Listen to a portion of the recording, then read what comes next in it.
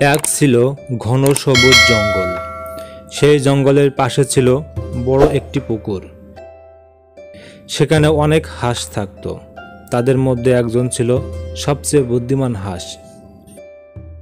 সবাই তাকে বলতো পণ্ডিত হাঁস। আর জঙ্গলে থাকতো এক চালাক শিয়াল। শিয়ালটা খুব চতুর হলেও অলস ছিল। সব সময় সহজে খাবার পাওয়ার ফন্দি আঁটত। শিয়াল হাঁসদের দেখে হেসে উঠল। ওহে হাঁস ভাইরা, তোমরা তো খুব সুন্দর গান গাও। আজ আমার জন্য একটু গান গাইবে? আমি গান শুনতে খুব ভালোবাসি। হাঁসরা ডাকতে শুরু করলো, প্যাক প্যাক। সব হাঁসই গান ধরল, কিন্তু বুদ্ধিমান হাঁস চুপ করে রইল। সে বুঝতে পারল শিয়ালের অন্য কোনো উদ্দেশ্য আছে। বুদ্ধিমান হাঁস এগিয়ে এলো। শিয়াল ভাই, যদি সত্যিই গান শুনতে ভালো লাগে তবে খেলায় অংশ নাও। তুমি চোখ বন্ধ করবে, আমরা ডাকবো। যদি আমাদের ধরতে পারো তবে তুমি জিতবে। শিয়াল ভেবে নিল এটা সহজ কাজ। সে চোখ বন্ধ করে শব্দের দিকে ছুটল আর শিয়াল দৌড়ে গিয়ে ঝপাত করে পুকুরে পড়ে গেল। হাঁসরা হা হা করে হেসে উঠল। বুদ্ধিমান হাঁস সামনে এসে বলল, শিয়াল ভাই, অন্যকে ফাঁকি দিতে গেলে নিজেই বিপদে পড়তে হয়। শিয়াল লজ্জিত হয়ে জঙ্গলে ফিরে গেল।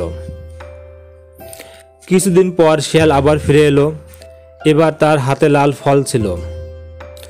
ওই হাঁস ভাইরা, আমি তোমাদের বন্ধু। তোমাদের জন্য মিষ্টি ফল এনেছি, এসো খেয়ে নাও।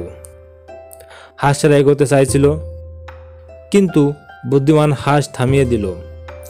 শিয়াল ভাই, যদি সত্যি আমাদের বন্ধু হও তবে ফলগুলো পুকুরে ফেলে দাও, আমরা জল থেকে খেয়ে নেব। শিয়াল ভেবেছিল হাঁসরা জল থেকে পুকুরের ধারে আসবে আর সে ধরে ফেলবে, কিন্তু হলো উল্টো। লোভ সামলাতে না পেরে ফলগুলো এক এক করে জলে ফেলল। হাঁসরা আনন্দে ফল খাচ্ছে, শিয়াল রেগে তাকিয়ে আছে। হাঁসরা হা হা করে হাসল আর বলল, শিয়াল ভাই, এবারও তো আমাদের পেট ভরিয়ে দিলে। শিয়াল মাথা নিচু করে জঙ্গলে ফিরে গেল। এভাবেই শিয়াল বারবার চালাকি করে বোকা হলো, আর বুদ্ধিমান হাঁস প্রতিবারই তার ধোঁকা বুঝে নিল।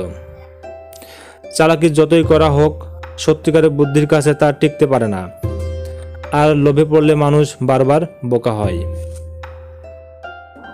তো বন্ধুরা, এমন সুন্দর সুন্দর ভিডিও দেখতে হলে আমাদের চ্যানেলটি লাইক করুন, সাবস্ক্রাইব করুন এবং বেল বাটনে চাপ দিন। ধন্যবাদ।